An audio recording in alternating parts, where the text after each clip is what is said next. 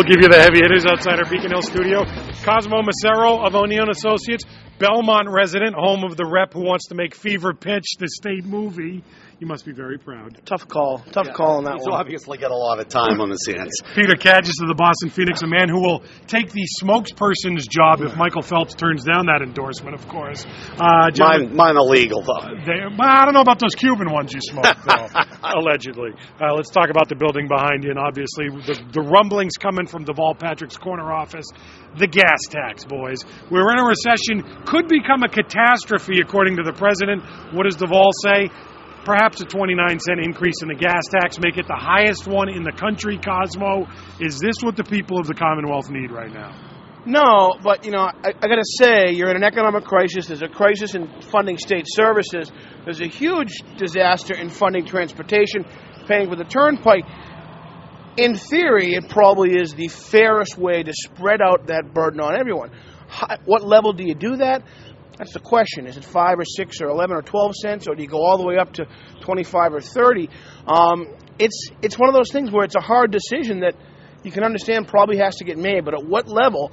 And it's going to cost the guy some support. It's going to cost him political capital to push this thing through, because people do not need tax increases right now, even though the Commonwealth does. Peter, is this the classic, I'm going to float out this crazy number, warn them that we could be the most expensive in the Commonwealth, then when I go for half of it, they'll go, okay, it's not so bad, or is he really all in on this one?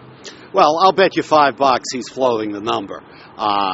I don't know the degree to which to where they'll settle. I'd be surprised if it was 29 cents. But look, people in Massachusetts have to grow up.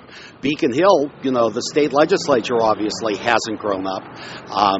We have huge needs. The roads are falling apart.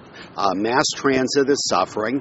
Money to repair those things has got to come from somewhere.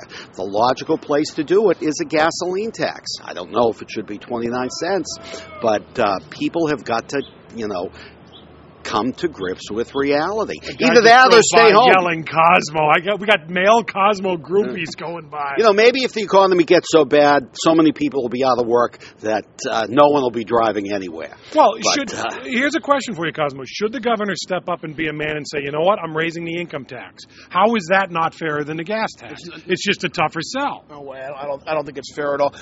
How is it not fair?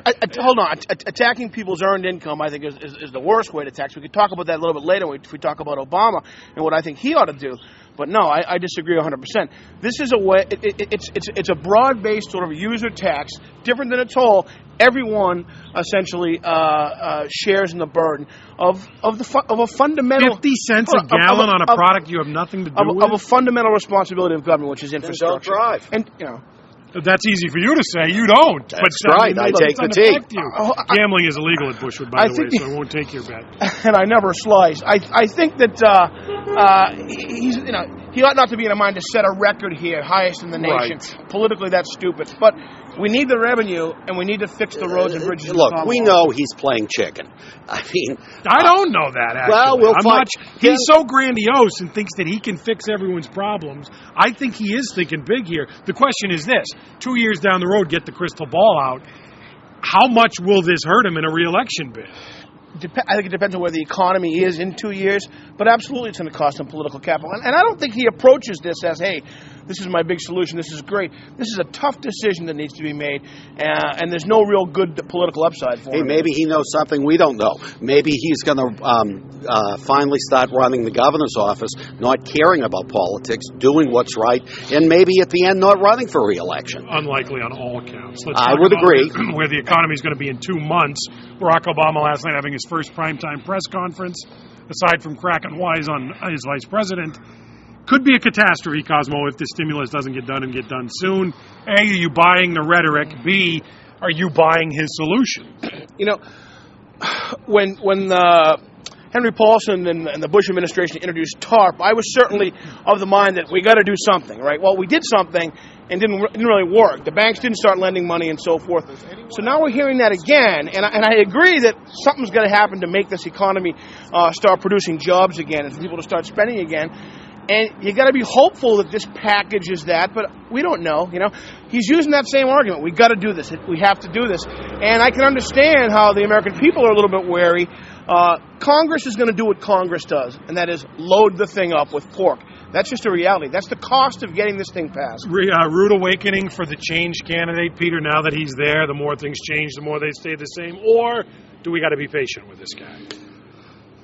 I don't think it's a rude awakening for Obama. I think it may be a rude awakening for his very enthusiastic supporters, of whom I'm one. I'm just lighter on enthusiasm. I've been around too long.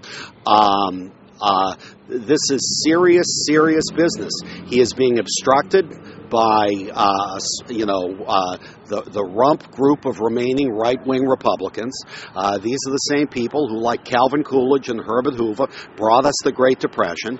I'm not saying they want to bring a depression. These guys are more deeply rooted in the 19th century than even George Bush was. These are extremely serious times. Look, I stand up here as a journalist. During the day, I'm also a manager of an ongoing business. I got to tell you, things are very bad, and they're only going to get worse. We're short on time, Cosmo. I got to stop you because we got 30 seconds, and your representative wants to make Fever Pitch the official movie of the Commonwealth. I just want to give you some time to explain this and to tell me whether this is what your representative should be doing or not. There's probably some more important agenda items, but you can understand that you do something like that and the nature of giving kids a lesson on how Beacon Hill operates. Bottom line, the movie's a dog. Even I of the St. Elmo's fire debacle can tell you that the movie's a dog. Jimmy Fallon's is lame, and it's a bad movie to pick. You can probably pick.